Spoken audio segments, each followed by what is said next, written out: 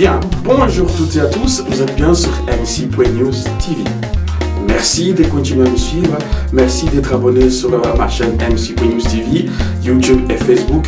En tout cas, merci du soutien que vous m'apportez de jour en jour. Je découvre votre participation et votre passage sur ma chaîne YouTube et Facebook en tout cas. Chers internautes, chers abonnés, ceux-là que je connais les noms, et ceux-là qui sont abonnés par sympathie et par mouvance de soutien, je vous propose aujourd'hui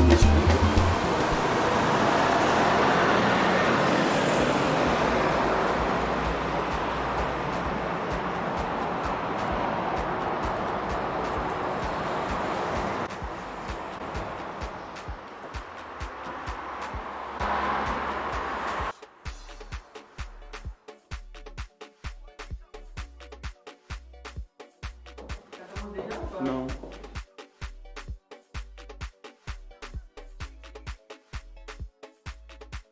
Voilà, comme vous avez constaté, dans la récré des saveurs, dans mon établissement, je travaille pas mal des arômes, pas mal des saveurs, et parmi eux la saveur de l'Italie, qui est venue de l'Italie. Je suis la troisième à Namur à utiliser ce produit qui s'appelle la pinza, ok. Et je l'ai rentré 2 semaines avant le confinement, et que j'avais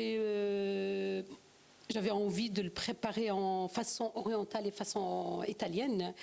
Et malheureusement, je l'ai utilisé que 2 semaines. Et voilà, j'espère qu'on sera confiné le plus vite possible. Comme ça, j'essaie de vous faire partager ce produit qui est magnifique. Et pas mal de choses dans la récré des saveurs, ma cuisine libanaise et ma cuisine méditerranéenne, et mes couscous royales et mes grillades. Et n'hésitez pas à venir après le confinement à la récré des saveurs, même qu'est-ce qu'il fait de boire un petit thé avec des gâteaux orientaux. Voilà, bonjour. Voilà, je vous présente mon établissement qui est situé à avenue Prince de Liège, numéro 4 à Jambes. La récré des saveurs, c'est un projet, un travail de 3 ans et demi que j'ai ouvert le 26 août 2020 après le confinement. Et que malheureusement pour l'instant il est fermé. Voilà. Vous pouvez constater qu'il est fermé et que après la décision du gouvernement le 19 octobre 2020, ici aujourd'hui mon souhait c'est d'expliquer un petit peu la vie après le confinement des indépendants en Belgique. Voilà. Ben ici, par exemple, je suis venue il y a 1 semaine parce que voilà, je m'ennuie chez moi, voilà, comme tous les indépendants. Voilà. Je suis venue faire un gros nettoyage, j'ai jeté pas mal de marchandises qui étaient périmées bien sûr. Hein, et j'étais obligée de nettoyer, de mettre mes couvertures et de mes draps pour dire voilà, c'est fermé, il n'y a plus rien. Et, voilà. J'ai mis dans mon carnet de journalier comme quoi j'ai jeté autant de marchandises qui étaient périmées. Parce qu'avant le confinement, déjà, je veux dire, pendant 1 semaine, comment on appelle ça, la clientèle, elle a commencé à paniquer comme tout le monde bien sûr. Qu'est-ce qui fait? Déjà 1 semaine avant le confinement, on avait moins de clients, évidemment. On avait moins de clients. Qu'est-ce qui fait déjà tout le stock qu'on avait, on n'a pas su vendre le stock qu'on avait. Et après, il fallait être confiné. Moi, j'ai essayé de dire, voilà, je vais essayer de faire service emporté. J'ai essayé 3-4 jours. Vous avez essayé, j'ai essayé 3-4 jours, mais c'était catastrophe. Mais quand je vous dis catastrophe, c'était catastrophe. Le service à domicile. Hein. Oui, c'était catastrophe. J'avais 3 clients par jour. J'ouvre à 7h du matin jusqu'à 22h. J'avais 3 clients par jour. Alors, c'était pas possible. Il fallait à ce moment-là, il fallait prendre des décisions. Parce que travailler pour perdre, il faut mieux perdre de ne pas travailler. Alors, j'ai décidé de fermer et de jeter une grosse partie de ma marchandise que je ne savais pas congeler. Voilà, ici, je suis chez moi. OK ? En sachant que le gouvernement, quand ils ont décidé de fermer le 19 octobre, qu'ils ont dit voilà, on va en confinement, et que tout ce qui est café, restaurateur qui doit fermer, ils ont parlé d'un droit passerelle double, soi-disant. Jusqu'à maintenant, j'entends le droit passerelle double. Quand j'appelle ma caisse sociale, c'est-à-dire le CM, où je suis inscrite comme indépendante, je n'ai aucune réponse. Aucune réponse. Vous êtes indépendante? Oui. Donc vous ne travaillez pas pour quelqu'un d'autre? Non, je travaille pour moi. Vous êtes livré à votre sort, tout ça? Voilà. J'ai appelé mon secrétaire social, j'explique un petit peu, voilà, qu'est-ce que le gouvernement il nous a promis. Notre droit passera le double. On l'attend toujours. Voilà. On est quand même aujourd'hui le 24 novembre 2020. Ça fait presque 1 mois qu'on est confiné. Et on nous donne quoi? Un droit passerelle moi, personnellement, je parle de mon entreprise, la Récré des Saveurs, ça ne paye même pas mon emprunt déjà. Parce que les banques, ils sont là déjà. La banque, elle ne va pas attendre qu'on va être déconfiné et qu'on va travailler et qu'on va rembourser la banque. Parce que moi, si je ne rembourse pas ma banque, moi, demain matin, j'ai un huissier de justice qui va venir. Madame, il suffit d'envoyer un courrier à votre banque et il va vous comprendre. Non, la banque, non, monsieur. Non. On n'a aucun soutien. Tout ce qu'on voit dans les médias, c'est dans les médias. Mais la réalité, c'est pas ça. Quand vous sonnez à votre banque, déjà quand vous dites l'ORECA, que vous dites que vous êtes indépendant, il n'y a personne qui... Vous n'avez pas de réponse. Vous avez l'impression d'être... On est abandonné. On est abandonné et je crois... Moi, je suis convaincue qu'il y a un virus. Je suis comme tout le monde, masque. Quand on a décidé d'ouvrir, qu'ils ont dit, voilà, on va ouvrir, j'ai investi toutes mes économies dans le coronavirus, c'est-à-dire des produits, des masques, des plexis. Voilà, on a essayé de faire tout. 1,50 m, on a essayé de faire tout pour qu'on sache travailler et que l'économie, elle tourne. Parce que si moi je tombe, il n'y a pas que moi qui tombe. Derrière moi, il y a plein de fournisseurs qui me fournissent. Des familles qui tombent, oui. Voilà, qui me fournissent, qui vont tomber. Et quand tout le monde il va venir, c'est comme un jeu de cartes. Hein. Quand moi je tombe, il y a tout le monde qui va tomber derrière moi. Et le problème, moi je sens personnellement que on est abandonné. Voilà. On a payé des lois sociales pendant des années, des impôts, des TVA et tout. On n'est pas à l'écoute. On n'est pas à l'écoute. On ne vous écoute pas, quoi. Non. Non. Je vous mettrai un lien du site pour rencontrer cette... personne, hein, ça vaut la peine de le rencontrer, chers internautes. N'hésitez pas. Elle a parlé des produits installés pour lutter contre le Covid. Voilà, ça fonctionne, j'espère. Yep. Ah oui, ça fonctionne, oui. J'en ai pris énormément. MC.News TV pour tout le monde. Voilà, bonjour toutes et à tous, vous êtes bien sur MC.News TV. Sur MC.News TV, aujourd'hui, donc, je suis dans mon fief, je suis à Namur pour parler de conséquences que les indépendants et les petits commerces sont en train de subir aujourd'hui. Donc, je n'ai pas hésité à contacter la personne que vous allez découvrir aujourd'hui sous vos écrans qui va vous parler de sa souffrance. Nous sommes en plein mois de novembre, le mois qui célèbre aussi des femmes en difficulté, des femmes qui ont souffert, des femmes qui se battent au quotidien. Je ne vais plus traîner à faire de long speech. J'ai dit tout simplement bonjour et salutations à Mama Katina depuis Malone. J'accueille pour vous la personne qui s'occupe de cet endroit. Bonjour madame. Bonjour. Et comment vous allez? Très bien. Voilà. Madame, en tout cas, merci beaucoup. Je suis dans votre entreprise aujourd'hui. Parlez-moi de l'historique de votre restaurant. Comment est-ce que vous avez commencé, madame? C'est toute une histoire, la Récré des Saveurs. Voilà, je me présente. Je m'appelle Madame Dakir. Mon prénom, c'est Fatima. J'avais un commerce à la rue du Président, une sandwicherie dans le centre de Namur, dans le vieux Namur, à côté de l'école Sainte-Marie.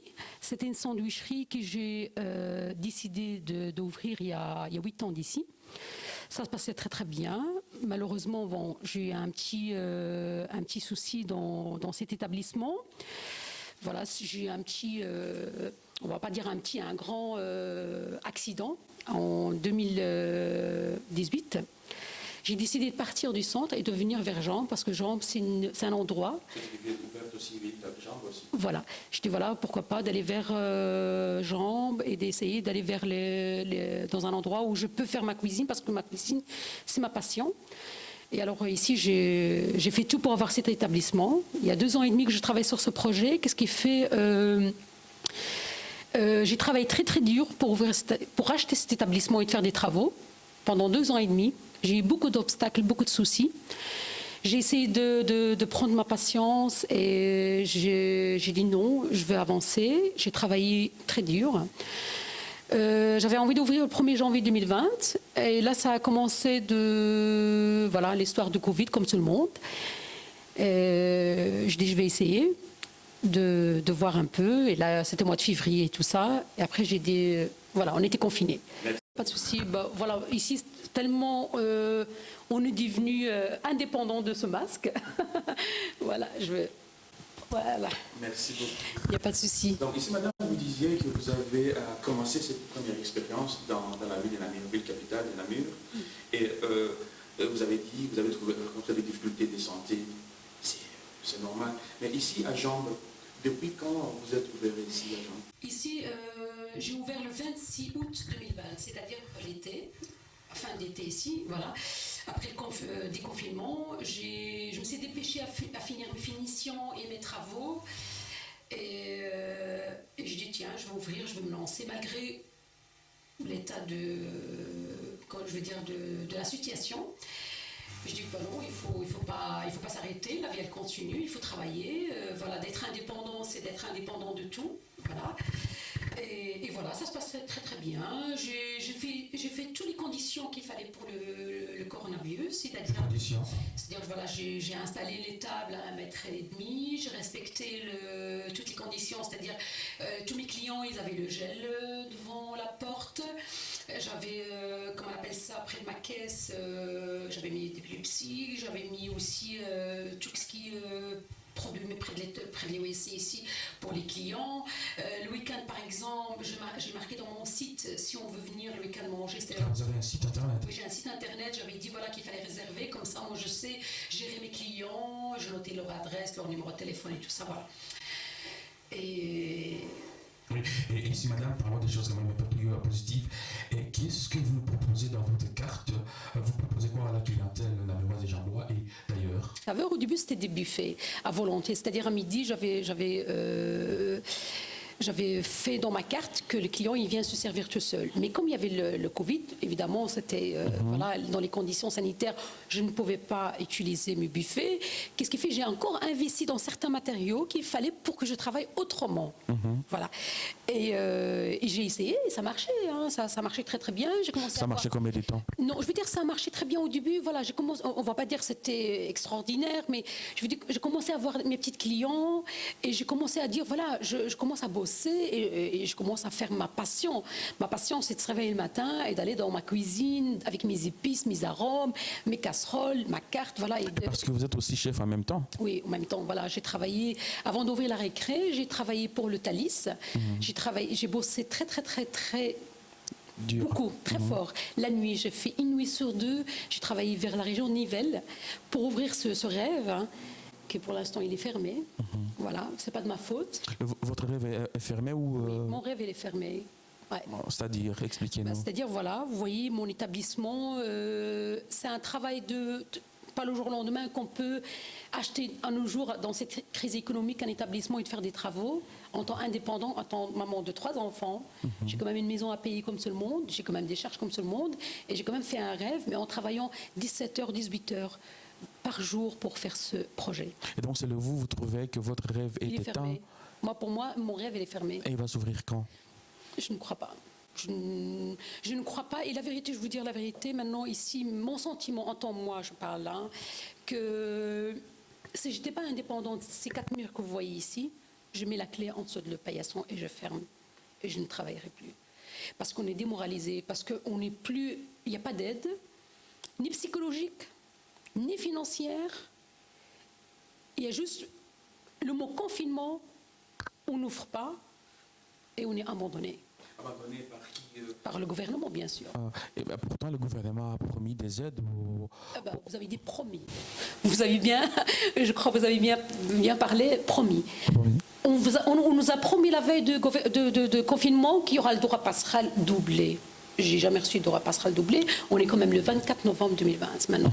Et jamais touché un rond? Non, je n'ai pas touché de prime, rien. C'est bien malheureux qu'on puisse en tout cas maintenir des personnes qui cherchent justement à créer de l'emploi sur notre beau paysage Wallonie, et qu'en entre-temps, on met le bateau dans le roue. MCPNews TV fait partie aussi peut-être aussi des petites boîtes, des petites sociétés qui peut-être aussi qui a les bateaux dans le roue, mais ce n'est pas d'abord le cas de MCPNews TV, mais j'ai en tout cas la chance de vous rencontrer, madame, de recueillir vos émotions. De là où vous êtes allé vous inscrire, c'est quoi votre caisse Ma caisse sociale, c'est le CIM ici à Namur. Est-ce que vous êtes allé vous renseigner auprès de... Je fais la demande comme tous les indépendants. Voilà, j'ai eu un droit passerelle le premier qui a payé juste mon emprunt de mon crédit. Juste l'emprunt. C'est tout.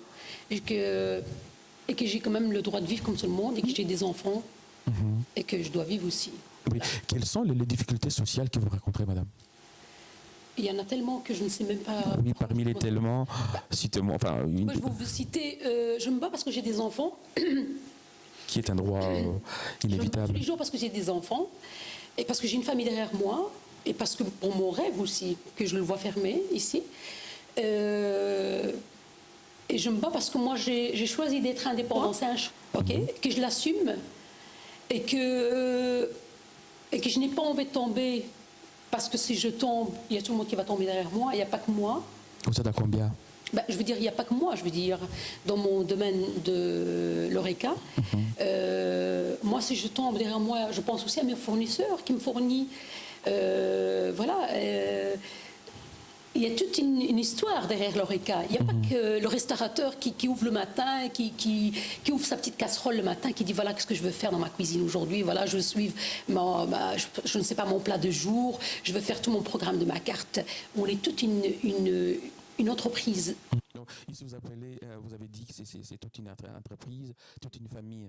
Donc, vous voulez dire que si aujourd'hui votre rêve, comme vous l'appelez, mais en tout cas, moi j'appelle votre boîte, tombe, vous risquez quoi?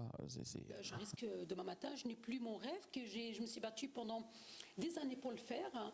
J'ai travaillé dur et que je peux prouver ça par des heures que j'ai fait. En temps indépendance, bien sûr.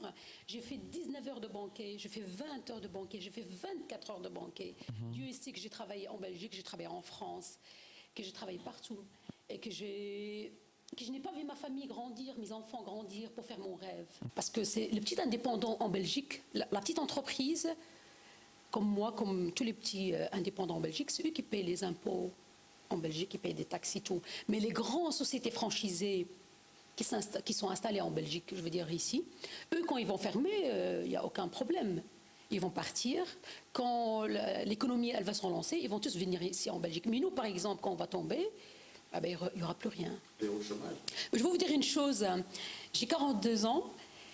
Ça fait une semaine que je pense d'appeler le service social, parce que moi, j'ai choisi d'être indépendant pour ne pas de dépendre de qui que ce soit, c'est-à-dire de système, parce que moi, je suis contre ce système social et tout. Je suis contre dans le sens que, voilà, moi je veux créer de l'emploi, je veux travailler, parce que d'ailleurs quand j'ai ouvert la récré des saveurs, j'ai pris un stagiaire et tout, que c'était un contrat que j'allais l'engager après. J'ai pris encore un petit jeune aussi, que je devais aussi être il y avait un contrat d'engagement en cours aussi. Qu'est-ce qui fait, voilà.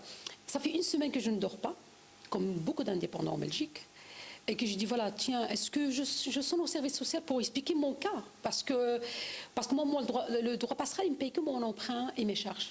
Et je veux manger comment, moi? Je veux vivre comment? Alors, on parle du drame de la jeune fille qui est décédée, qui est décédée la semaine passée à Liège, Alison, d'ailleurs, paix à son âme, à cette jeune fille, que j'ai trop mal au cœur pour elle, que je pense à elle. Il y a pas que... Oui, je pense à elle parce que je sens ça. J'ai en train de sentir son sentiment maintenant. Parce qu'on est abandonné. Et vous voulez bien juste éclaircir ce point-là? Vous pensez à elle? Oui, je pense à elle beaucoup parce que je sens parce que maintenant, moi, dans mon cas, sincèrement, ça fait une semaine que je ne dors pas. Je ne dors pas parce que je me réveille la nuit avec une angoisse. Comment ça va être demain? Mon rêve qui est en train de s'écouler devant moi, que je ne sais rien faire pour mon rêve. Ma passion voilà. Et que j'ai en train de penser à cette fille, je dis, voilà, la pauvre, qu'est-ce qu'elle a vécu pour passer à l'acte. Et est-ce que vous craignez de finalement un jour qu'on soit surpris à Namur, tiens, la patronne de Récré des Saveurs est passée à l'acte? Il n'y a pas que moi, il y a beaucoup de gens qui pensent à ça, vous savez. Il y a beaucoup. Parce que le Covid, si on l'attrape, on va mourir. Ok, je comprends. Voilà, il y en a qui sont sensibles, il y a des gens qui sont en bonne santé qui peuvent mourir, mais il y a quand même beaucoup de gens qui peuvent mourir de séquences psychologiques. Et ça, c'est la pire des choses. Et ça ne se voit pas. Hein. Vous savez, le Covid, il y a des symptômes, mais la dépression, il n'y a pas de symptômes. Oui, en effet, chers internautes, chers gouvernants qui nous écoutez, en tout cas de ces petits indépendants que j'appelle ainsi, qu'en effet, à Liège, la Belgique a enregistré une perte importante d'une personnalité, d'une femme qui s'est donnée malheureusement à la mort, un acte irréversible. Ne permettons plus à ce que cela soit d'actualité. Et voilà, ici, madame, reprend le point avec insistance, elle a des angoisses, qu'elle ne dort pas une semaine, Dieu sait combien de fois une femme qui ne dort pas, c'est une femme qui reste toujours quelque part agressive. Et voilà, ce n'est pas agressif de la manière de le dire comme ça, mais une maman ne doit pas ne pas dormir. Une femme ne doit pas ne pas se sentir à l'aise parce que la vie passe par vous. La vie passe par celle-là et c'est moi, mon objectif social, MC.TV, communiquer sur ces genres de sujets, des personnes en bonne forme, en bonne santé en tout cas, du jour au lendemain se trouver dans l'impossibilité d'agir. Madame, qu'est-ce que vous pouvez demander justement aux personnes qui nous gouvernent, qui nous dictent ce qu'on doit faire? Vous leur demandez quoi, madame? Je demande une chose, c'est que le premier confinement, la première vague, on va dire, voilà, on ne savait pas c'est quoi, personne, voilà. Qu'est-ce qu'il faut? On a dit amen, on a été confinés, voilà, on a essayé chacun y trouver une occupation pendant les 3 mois, on va dire 2 mois et demi qu'on était confinés. Parmi moi, que j'ai fabriqué même des masques pour la police de où j'habite, ok.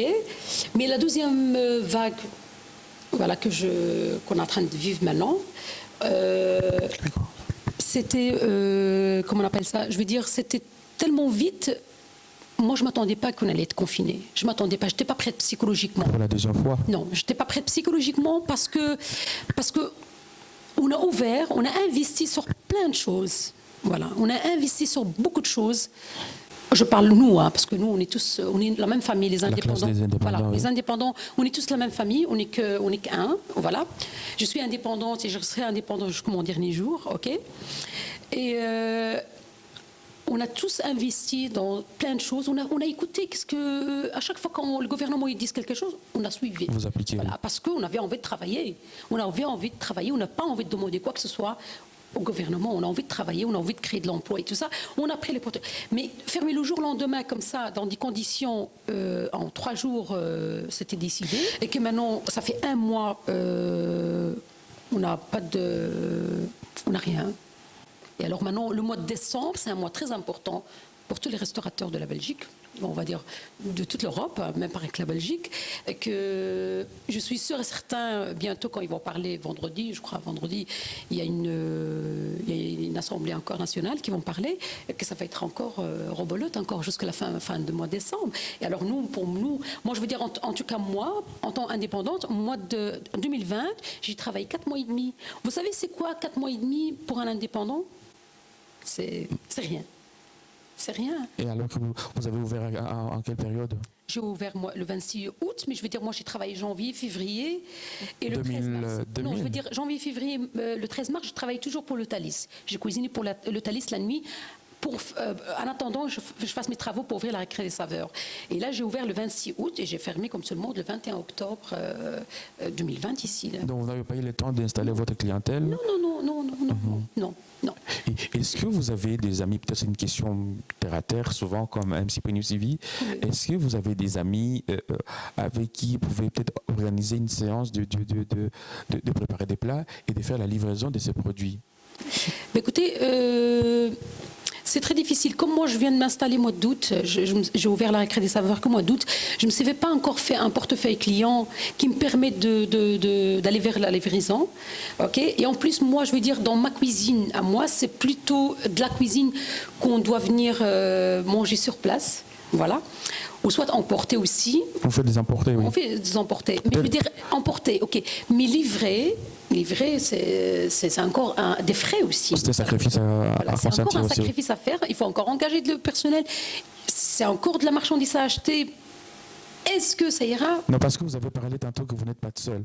Ouais. Est-ce que dans vos seuls-là, il n'y a pas un chauffeur qui est prêt à consentir dans un premier temps de mettre en position un scooter, de temps en temps aller livrer par-ci, par-là, dans Namur en tout cas, le temps de se faire connaître?